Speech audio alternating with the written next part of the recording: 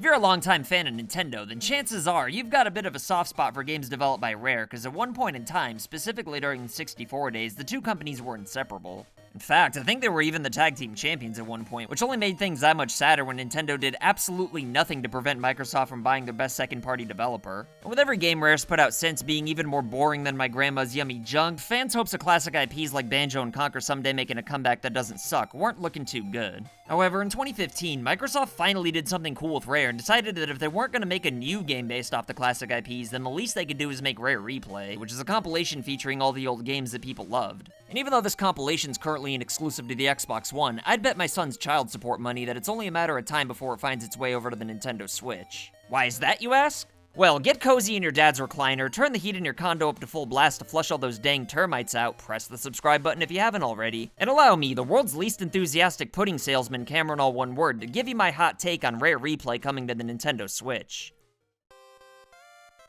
Alright, so the most obvious reason to believe Rare Replay is probably coming to the Nintendo Switch is the fact that the Switch already has two Xbox One exclusives as it is. A lot of people called Microsoft insane for this, and considering that I've made videos roasting them in the past for not having more exclusives, you'd think that I'd want to bury them over letting Nintendo have its way with two of them, but honestly, I actually think it's kinda smart. I mean, don't get me wrong, it'd definitely be stupid to let a game like Halo go to another home console, but as great as Cuphead is, I don't think anyone was gonna buy an Xbox One just to play it if they haven't already done so in the 2 years that it's been out. And the same exact thing could be said about Super Lucky's Tale even more so. And if that's the case, then why would Microsoft bother holding on to Rare Replay? I mean, if anything, I kinda feel like Cuphead's the more valuable of the two. I mean, Microsoft would have to be pretty silly not to realize how nostalgic people would be over the idea of playing Rare games on a Nintendo console in the modern day. And at this point, it's not like they're gonna sell that many more copies on the Xbox One anyway. In fact, I'd absolutely guarantee that a good chunk of the people who already bought the game would buy it again on the Switch just to play it on a Nintendo platform. Especially since the Switch is friggin' portable. And to ensure that more people buy it, Rare and Nintendo could even work something out and add a few extra games like Diddy Kong Racing, Star Fox Adventures, and even a few others into the mix. I mean, they might make the Xbox version the shit version, since I'm pretty sure Nintendo would never allow their games to appear on another company's console, ever again anyway. But I feel like not adding the Rare games made with Nintendo IPs to the Switch version would just be leaving way too much money on the table. So even if it pisses a few Xbox One owners off, I still think they should just do it. Besides, let's be honest here, I'm pretty sure just about everyone who bought this game already owns a Switch at this point. But regardless of whether or not that's true, I'd be as bold as to say that Rare Replay would easily sell 2 million copies on the Switch, which isn't too bad for something that only require a little bit of extra work from Rare, and Nintendo's simply saying yes, which I just did, so surely a billion-dollar company could do so as well. Traditionalists might say that Microsoft helping Nintendo make a lot of money from software sales by cannibalizing their own exclusives helps Nintendo more than it does themselves. But even if that were true, I don't see how that'd be a problem anyway, cause these days, I honestly don't think Microsoft and Nintendo are really competition anymore. I know both companies say it all the time, but it really is true. I mean, the Switch and Xbox One are offering two completely different kinds of game libraries and experiences, which is only gonna be more true once the Series X comes out. Even if it really doesn't have any exclusives for the first 2 years for some reason. The reality is that regardless of what Sony and Microsoft are offering, gamers are either going to buy a Nintendo console for the first-party games or they won't. Sure, Nintendo and Microsoft probably lose a few sales to each other every now and then whenever big new games come out forcing people to choose, but I doubt any more sales are lost than whenever people have to choose between a new game or a movie, concert, or anything else.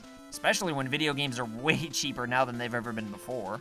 Like I said, people who buy Nintendo consoles mainly do it for the first-party games, but for the games that are too powerful to run on the Switch, they either choose between Xbox, PlayStation, or even a PC. Sometimes the Switch gets a few multiplats that might not look as pretty, but if people are choosing the Switch version, they're usually doing so for portability. And that never stopped Microsoft from putting games out on the DS, because they never even dabbled in the handheld market, so what sense would it make to try to suffocate it, especially if they're trying to build goodwill up amongst the gaming community?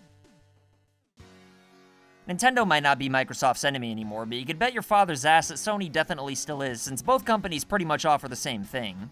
People are gonna keep making videos over which console's 2% stronger than the other till the end of time, but they really always have been pretty much equal to each other. So if Microsoft's gonna take a few years to develop enough exclusives to be able to compete with Sony in the next generation, then a little bit of goodwill goes a long way, especially when your brand was kind of a dick in the past. And if you're trying to earn brownie points in the gaming world, then it's a pretty smart idea to make peace with a company like Nintendo by allowing a character like Banjo to appear in Smash. And since Banjo appearing in Smash creates more value for an IP owned by Microsoft, then I feel like it only makes sense to hook Nintendo up with a game like Rare Replay, especially since it already did about as much for Microsoft as it's gonna do on the Xbox One anyway. And this might be wishful thinking, but maybe, just maybe, Rare Replay selling better on the Nintendo Switch than it did on the Microhard Sexbox would possibly even lead to Rare realizing how much potential their older IPs have and stop wasting time on random pirate games that nobody gives a monkey's nutsack about. But anyway, what do you think about the possibility of Rare Replay coming to the Nintendo Switch? Do you think it's inevitable, or do you think I'm getting a little ahead of myself? Either way, vote for what you think in the upper right-hand corner, leave a comment down below, and as always, I'll try my goddamnedest to respond to everybody sooner or later. But let me tell you, if there's 2 video games developed by Rare in the late 90s for the Nintendo 64 that I want to see added to Rare Replay, then it'd definitely be today's patrons of the day, the Stiff Eye Lens and John Polish Impossible to Say. If you want to be badasses like these two, then consider supporting FU Game Crew on Patreon for loot boxes in the mail and other wacky rewards. And if you want to make a cameo, then send pictures or videos of you rocking any FU Game Crew merch like these legendary human beings you see before you. As always, like and share this video anywhere on the internet to help this channel grow. And if you want to prove that you're not down with registered sex offenders, then go ahead and press the subscribe button if you haven't already. My name's CameronAllOneWord, and I'll be back with more videos soon. So I want to say thank you to your loyalty, thank you for your support.